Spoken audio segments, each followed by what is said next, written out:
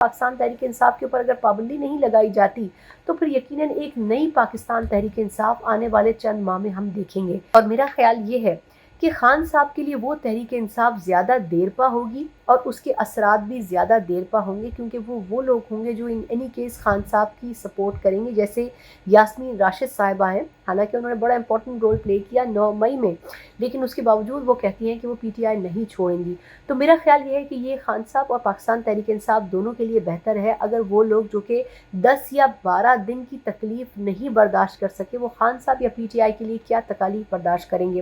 کیونکہ اس میں خان صاحب کو یہ ضرور ذہن میں رکھنا چاہیے کہ جب ان کے دور میں لوگوں کو پکڑا جا رہا تھا تو ریکارڈ 700 سے زیادہ دن خورشید شاہ صاحب جیل میں رہے تھے، 600 سے زیادہ دن سعد رفیق صاحب جیل میں رہے تھے۔ اس کے علاوہ ایک لمبی فہرست ہے، زرداری صاحب اور جو ان کی بہن ہے ان کو چھوڑیں، پیپلز پارٹی کے اور لوگوں کو چھوڑیں، نون لیگ سے میرا خیال ہے درجنوں لوگ ہیں، حنیف عباسی جن کو رات گئے گرفتار کیا گیا تھا، خواجہ آصف صاحب، شاہد خاقان عباسی صاحب اور اس قسم کے دیگر لوگ جن کو مختلف کیسز میں جو کہ غلط ثابت ہوئے، رانا ثناء اللہ صاحب جن کے اوپر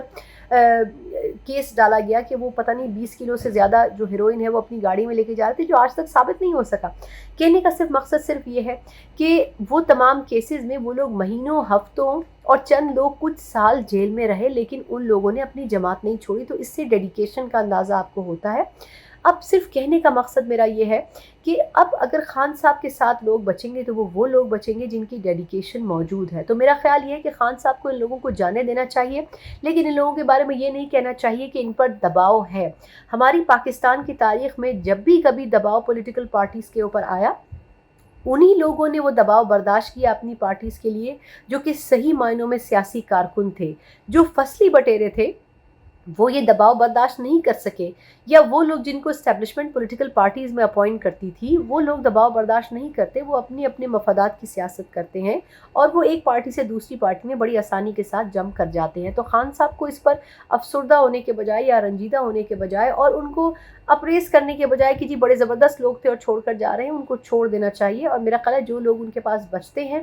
ان کی قدر کرنی چاہیے اور پاکستان تحریک انصاف کو ایک نئی شکل میں دوبارہ سے شروع کرنا چاہیے۔ اسی